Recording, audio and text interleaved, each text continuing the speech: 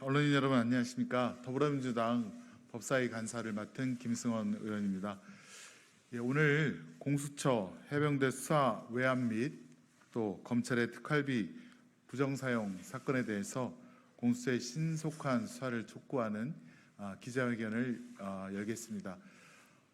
7월 19일 해병대 순직 1주년이 다가옵니다.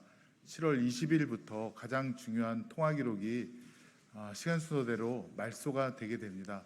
일부 드러난 정말 빙산의 일각이 드러나도 대통령실에 또 대통령의 관여가 이렇게 국민 앞에 낱낱이 밝혀졌는데 모든 통화 기록을 확보한다면 제3의 진술 필요 없이 순직 해병에 대한 수사 외압의 전모가 드러날 것으로 기대하고 있습니다. 지금 이런 일을 해야 할 곳은 공수처밖에 없습니다. 오늘 2시 경북경찰청에서 임성근 사단장에 대해서는 죄를 묻지 않기로 하는 수사 결과를 발표를 한다 합니다. 이 나라의 정의가 정말 왜곡되고 지금 거꾸로지고 폭우에 떠내려가는 그런 심정으로 안타까운 마음으로 이 나라의 정의가 없어지는 것을 보고 있습니다. 저희 법사위 위원들은 다시 한번 공수처의 신속한 수사를 촉구하면서 준비된 기자회견문을 낭독하겠습니다. 오늘 우선 참석하신 법사위원님들 소개해 드리겠습니다. 박지원 위원님 참석하셨습니다. 서영교 최고위원님 참석하셨습니다. 장경태 최고위원님 참석하셨습니다. 그리고 이성윤 최고위원님 참석하셨습니다. 박균택 의원님 참석하셨습니다. 이성윤 의원님 참석하셨습니다. 최고위원 후보로 오늘 하신 겁니다. 아직 예비예요. 아직 그렇습니다. 자, 그러면 준비된 순서대로 기자회견문 낭독하겠습니다. 공수처의 해병대 수사 외압, 검찰의 특갈비 부정사용 사건에 대한 신속한 수사를 촉구합니다. 고위공직자 범죄수사처는 국민의 큰 기대를 받으며 출범했습니다. 대통령을 비롯해 검사, 장성급 장교 등 권력을 가진 고위공직자와 그 가족이 범한 직권남용, 뇌물, 허위공문서 작성 등의 특정 범죄를 척결함으로써 고위공직자의 불법 특혜와 비리를 근절하기 위해 설치됐기 때문입니다.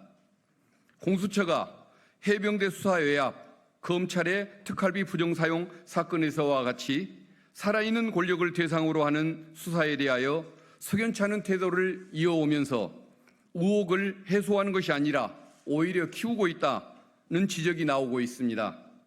공수처는 이를 뼈아프게 받아들여야 할 것입니다.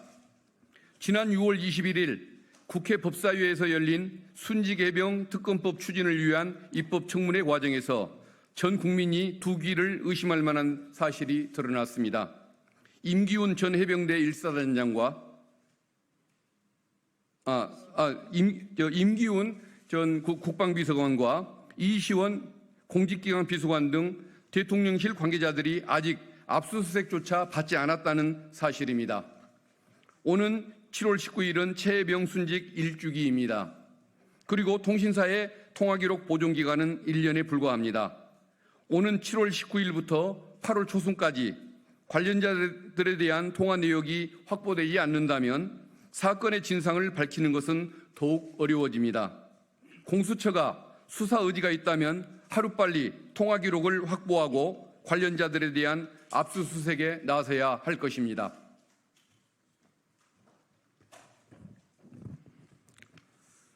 청문회에서는 이종섭 전 국방부 장관으로 하여금 임성근 전 해병대 1사단장에 대한 수사 이첩 결재를 하루 만에 뒤집게 만든 02-800-7070 전화 회선의 설치 장소와 실제 사용자에 대한 의혹이 제기됐습니다.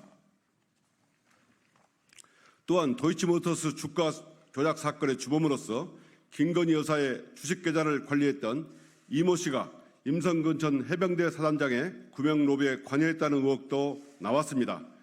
그러나 공수처가 이에 대한 아무런 움직임조차 보이지 않는 상황을 지켜보며 과연 수사 의지가 있는지를 의구심을 갖게 됩니다.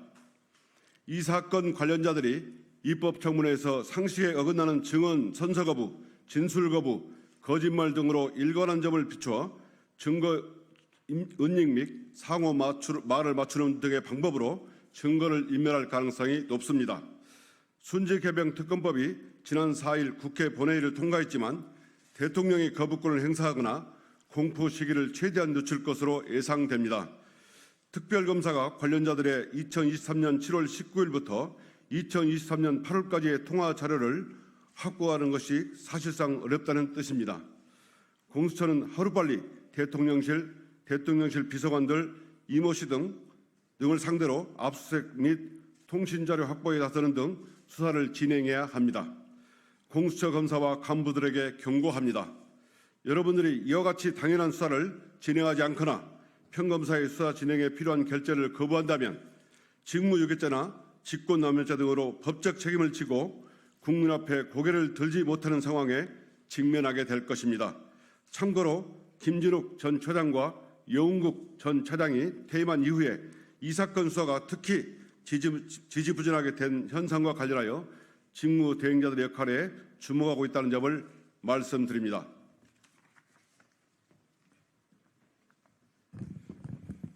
공수처가 수사 의지를 보여야 할 사건은 더 있습니다. 더불어민주당은 지난 4월 17일 검찰의 특수활동비에 대하여 업무상 배임과 직권남용 등의 혐의로 윤석열 대통령과 한동훈 전 법무부 장관을 고발했습니다.